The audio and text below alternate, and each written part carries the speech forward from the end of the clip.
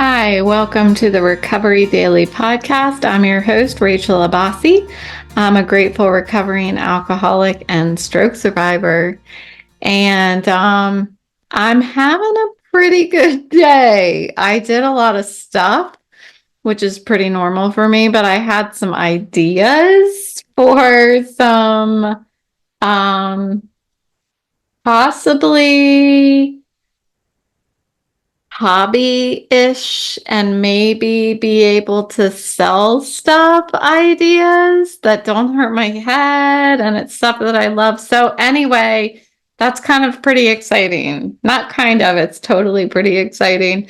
So I'm working on a lot of projects, a quilt that I'm making, an outfit that I'm making that I made from scratch. Like I took stuff that I was gonna donate to Goodwill and cut it up and made a new outfit. So I'm making a romper, a summer romper, and it's turning out pretty good. And I always like to flea market flip furniture over the past, gosh, since I got sober. That's when I started doing it. So anyway, I thought, why don't I bring all of these things I love together? And then just as the icing on top, I made a loaf of sourdough tonight. So I'm just feeling good. I'm feeling good. I'm happy. I feel like I'm continuing to pursue whatever my future is going to look like. Like, I feel hopeful, I think, pursue a feeling of hope. And so I feel like I'm continuing to grow in recovery. So that's what I wanted to talk about today. This like endless growth that is available to us in recovery, improvement and joy, and that's available to us in recovery from alcoholism, recovery from a life-altering event like a stroke, or the onset of a debilitating vestibular disorder. Day-to-day life can bring repeated blessings if we maintain eagerness to grow. And you all know better than anyone how I have had ups and downs, and I haven't on a daily basis always felt like I've been eager to grow, to say the least.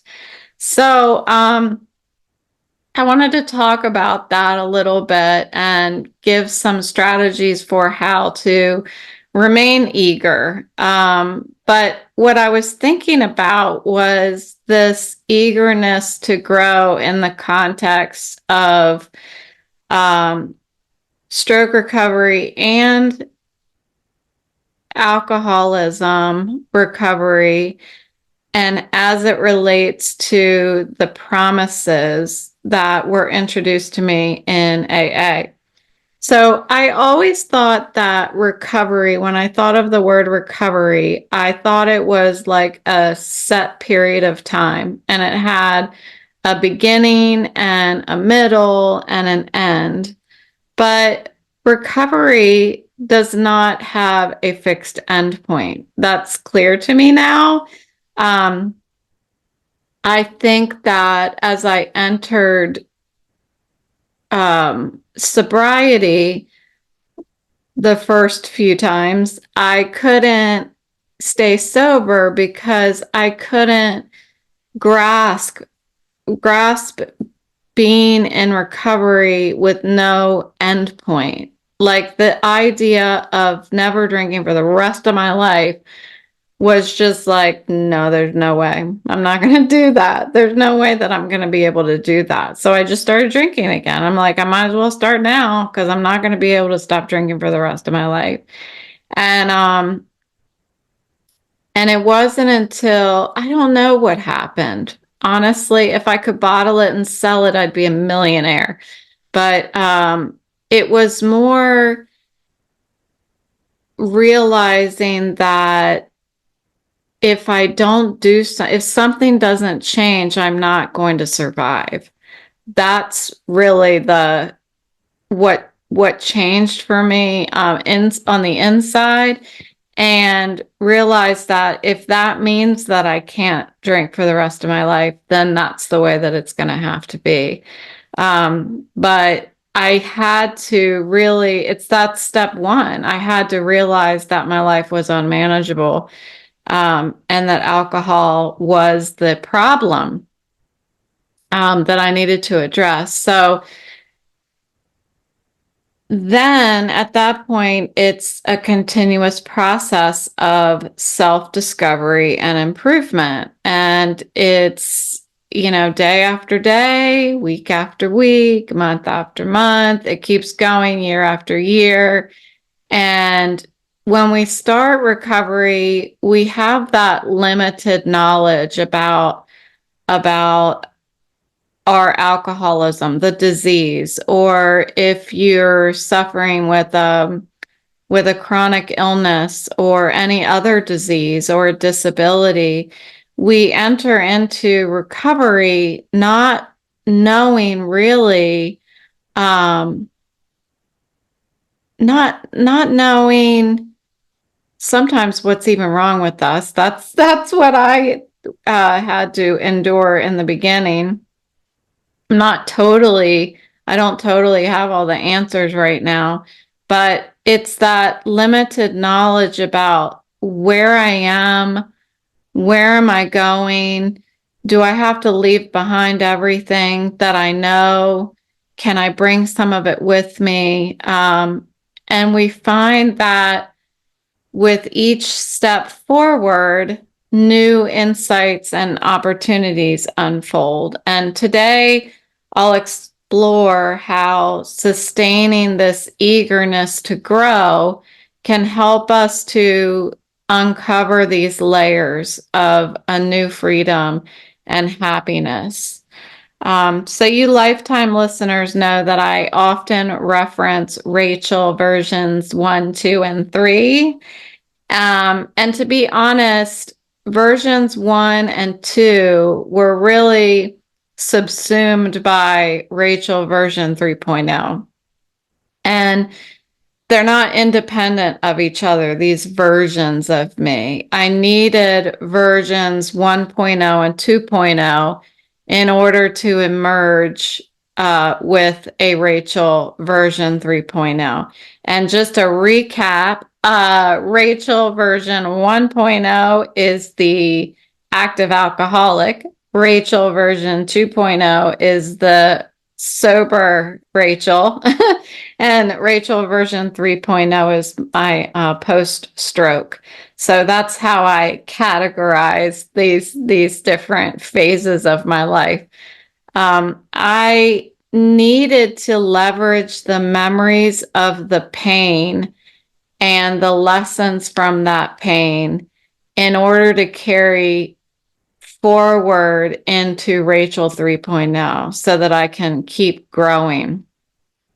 And I really listened this morning as one of my fellow alcoholics was reading the promises in one of my meetings. I thought, yeah, I'm learning and applying the promises of AA. But how does that fit into my stroke recovery? Because you all know that my sobriety has been the foundation for my stroke recovery.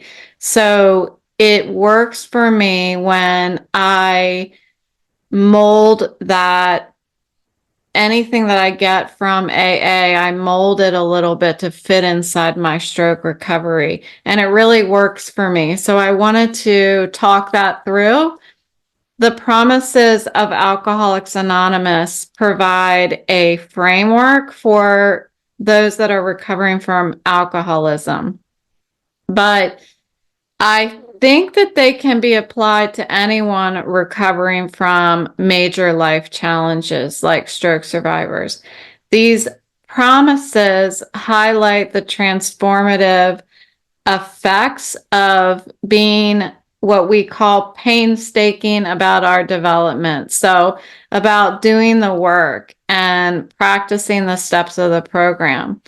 I'll talk about each promise and then see how we can apply them, not just in the context of alcoholism, but also across any recovery process, including neurological and emotional aspects of stroke recovery. So, we start off with experiencing a new freedom and happiness. And this is something that really started to emerge for me when I read, I bring it up all the time, the book by Deborah Meyerson, Identity Theft. It was when I got some of that confirmation of what I was feeling. I got that confirmation in that book that I wasn't the only one feeling that. And I know as well as, as well as anyone at this point, that I am not unique in my thoughts, but it feels that way. It feels that way when you're struggling, that I'm unique, nobody understands. And then sometimes maybe it's not feeling unique. Maybe it's just, nobody can take this pain away. I can't get rid of the pain. What do I do with it? How do I go from where I am now to experiencing any kind of freedom and happiness? I truly thought that I wasn't going to be able to get to the point where I am right now. And I always reiterate when I say that I'm feeling really good and I'm feeling positive, that I know that I'm going to take a step back here and there. I know that I'm going to get frustrated and I'm going to want things to go back to the way they were. I'm sure that I will at some point. But what I have in front of me is what I have to work with. And I am finding, as I continue to try to work, apply the all these principles in my program, I'm finding that there is a new freedom and happiness that's evolving for me. So another of the promises is letting go of past regrets. This really applies to alcoholism. I was thinking, well, how would this apply to stroke recovery? And I felt like I would have to remove regrets. But then I thought, maybe not. I mean, when I was working and, I was living my life the way that I was, and now everything has changed. And I look back at what I did, and because I can't go back now, I can't try to do it better. I can't do it differently. I don't have another chance anymore. I'm not going to be able to go back to that job. I'm not going to be able to make things right that maybe I wronged or something like that. And I have to let go of all of that. I've had to truly walk forwards, take a step forward and leave that part of my life behind me. I mean, it's an amazing gift that I had, that job and the people and the growth that I had. And it's because of that experience that I'm able to have some of the tools that I have now in order to make these ideas, like I started off the episode talking about, I have an idea. Well, it's because of that job that I'm able to maybe make that make that idea come to fruition because I learned the skills in my past job. So some of the other promises: achieving serenity and peace, realizing the benefit of our experiences for others. This is absolutely true as I go into these new support groups for vestibular disorders and stroke recovery. And I just started going to vestibular support groups, and it hasn't been maybe a month. I think it's been about a month. And I've already had newcomers come into these meetings, and I've been able to share my brief experience and talk about how much I did grieve my job. I was just talking about it last Tuesday in my vestibular support group, that it is hard. And I was telling my psychiatrist, I wish I could just open my heart and have these new people who just left their jobs see that, yes, I feel the exact same way. I've gone through it, and this is how I've been able to process it so far and help them. And all I can really do is share my experience, strength, and hope, the same way that I do in my sobriety meetings. So next is overcoming feelings of uselessness and self-pity. That is absolutely applicable in my stroke recovery. I've had a lot of times when I have felt sorry for myself and felt like I can't do anything around the house. Like my husband has to do everything. But as I continue to do the work and I continue to try to have hope every day, and even when I don't have hope, I just do the next right thing, like I learned in my sobriety program, those feelings of uselessness and self-pity are fading away. And it's because I'm feeling a little bit better. I've been able to shift my focus from myself to others. I've found that when I'm feeling extreme feelings of like self-pity and uselessness, that if I turn my focus to others, it really helps me to feel useful, right? And some more of the promises: changing our whole attitude and outlook on life. That's slowly happening, but man, it's turning a big, heavy page.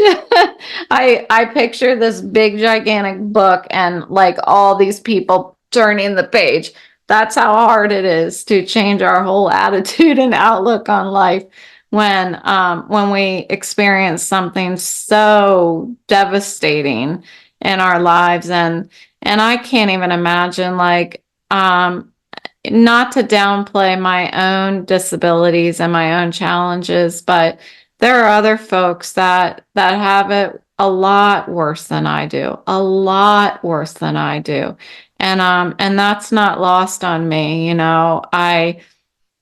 I don't want to sit here and pretend like this is, this is the worst that it gets. I know that it's not. And that's where I find gratitude. I find gratitude when other people come to stroke support group meetings or vestibular support group meetings or AA, and they share their experience, strength, and hope. And I look at them and I'm like, I don't even know how. I don't know how. If they can do it, I can do it. And that's why it's important for me to show up to support group meetings, because something that I say will resonate with others. And I hope that people will listen and say, if she can do it, then I can do it. That's why I am doing this podcast to begin with. just a few more of the promises. So, losing fear of people and economic insecurity. I can see that applying to people in stroke recovery for sure. Intuitively handling previously baffling situations.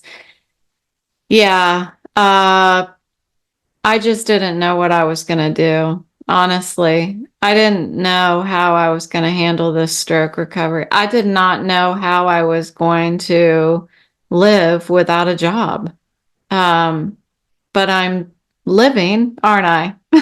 I'm living, and I'm living happy, joyous, and free, honestly. And that's a big deal. And finally recognizing there is divine help in our lives. And I do still pray every night before I go to bed.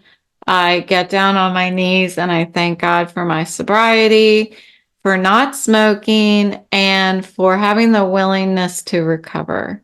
And then I end it with, Thy will be done, not mine. And if I just keep doing that, then I somehow keep growing. I it helped me yesterday. I didn't drink. I got through the day. I'm feeling better, a little bit better. I have hope. It's these little things that are going consistently in the right direction that I'm like, okay, I'm going to do the same thing I did yesterday, which was I went to my AA meetings. I exercised. I worked on some of my hobbies. I like to sit around and come up with ideas and listen to my book and, the things that I'm doing. And I think about as it applies to as I've been slowly getting better with this vestibular stuff. And it's really because I'm working with the vestibular therapist to help uh limit myself from doing things that are going to cause my head to hurt more than a 5. I've talked to you guys about that. So on a scale of 1 to 10, I try to keep my symptoms below a 5. And by doing that and by wearing these glasses have been huge for me. I slowly have been improving. And I think of it as it relates to my financial insecurities when I first got sober. I never imagined that I would not have debt. Never, never. I was sure that I was going to die with debt. And I just kept doing the next right thing. And slowly it started to be addressed, and I was able to start paying things off. And I got to the point where I had zero debt. It took years, but it happened for me. Of course, I have debt again now that my kids have graduated from college. But it's that kind of thing. It's just consistency. It's fascinating what consistency can do in our lives if we apply ourselves every day and we don't necessarily see the growth every day. There is just this tiny little step forward that we're taking. So how do we sustain this growth? How do we remain consistent? How do we maintain eagerness to grow and adapt through our challenges? So I have a list of some of these things. Maintaining eagerness to grow and adapt in recovery from alcoholism and following a stroke involves several, I think, key strategies, and they will keep you motivated and foster continuous improvement, but it takes consistency. Not just one, not just when I mean consistency, I'm talking every single day. Every single day. That's what it takes. So, number one, set goals. Break down your long term recovery goals into smaller, manageable steps. And achieving these smaller goals definitely provides a sense of accomplishment and keeps you motivated to move forward, to move into the next day and do it again. So, these these strategies are to help you want to do it again tomorrow. That's kind of what I'm talking about here. So, number two, continuous learning. Educate yourself on whatever it is that you're dealing with in your recovery.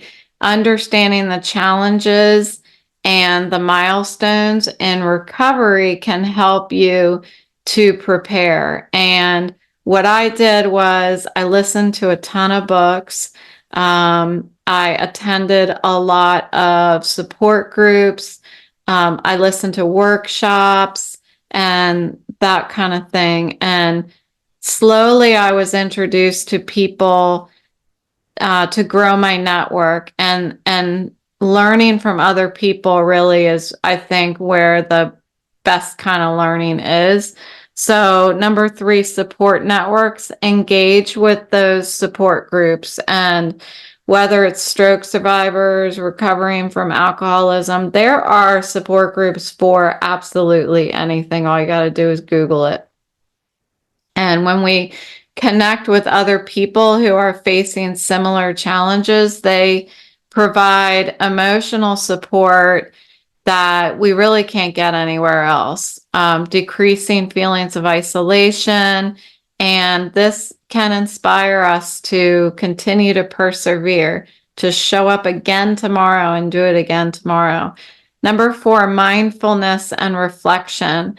Practicing mindfulness and reflecting regularly on your progress can help you to appreciate the small advancements that you're making and reduce the risk of feeling overwhelmed by how long the road ahead of you might seem. Number five, staying physically active. I have been really, really sore and in pain. I hurt my back, and I think it's because I'm not moving enough.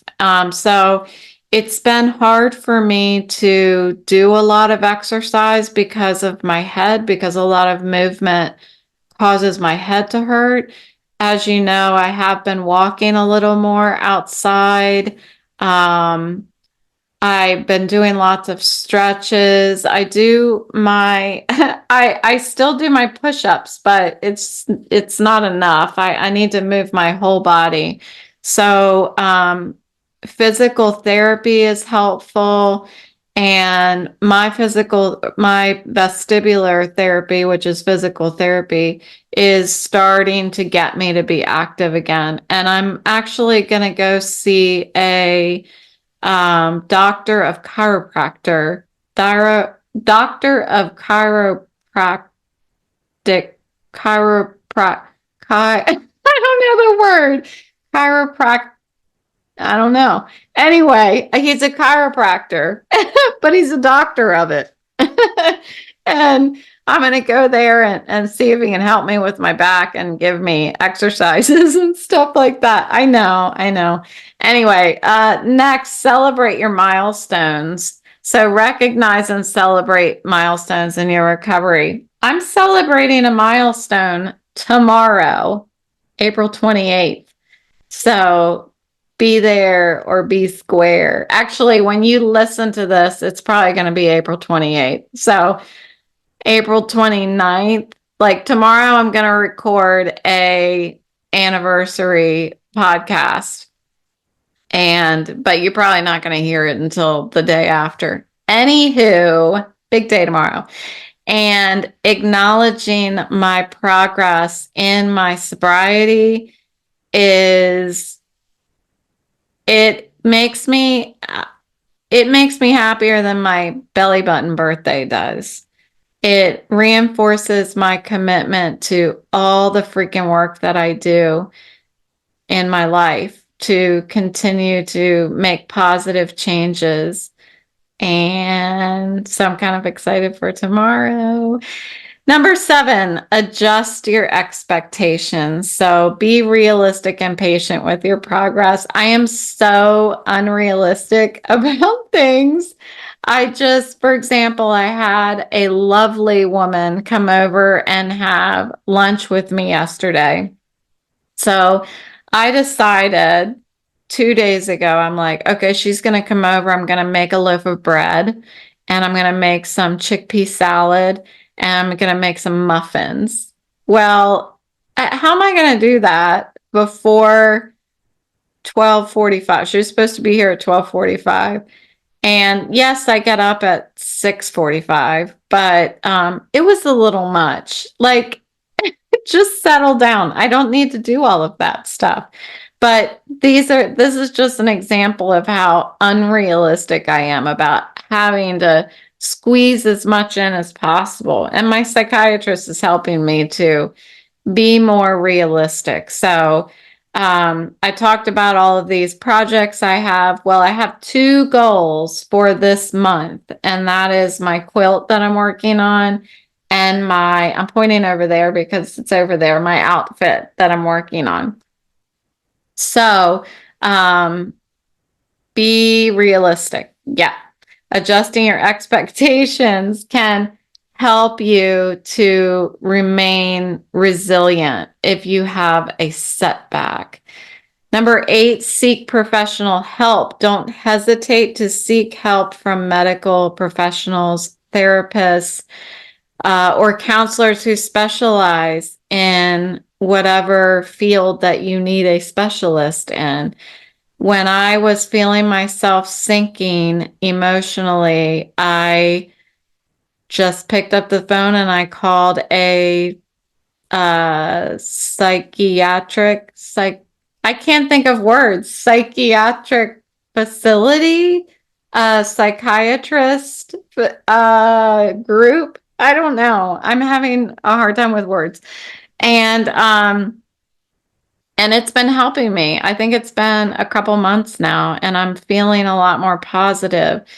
And reaching out to a otolaryngologist. That's not a recommendation I got from my neurologist. That is just from doing my own research. And that goes back up to, I think it was number 2, when I was talking about doing research and educating yourself. Number 9, engage in new activities. Exploring new hobbies or interests can revitalize your enthusiasm for life. And I certainly am experiencing that right now. And number 10, spiritual or philosophical engagement. Many find strength and persistence in connecting with a higher power or engaging in a philosophical exploration that provides deeper meaning in their recovery journey. I was just talking to my friend who came over for lunch yesterday, and she was talking about some alternative solutions to higher power, alternative solutions to sobriety networks, like alternative solutions to AA. So, there's something out there for everyone. You just have to show up. You have to have that eagerness to grow in order to have that thing, whatever it is, discover it and have it work for you. So by integrating these strategies into your recovery process, you can maintain your eagerness to grow. And it's essential in order for long-term success in recovery, whether it's alcoholism, whether it's a stroke, whether it's your vestibular system, migraines. In recovery, things things can get better when we remain committed to growth. And that is a lot easier said than done.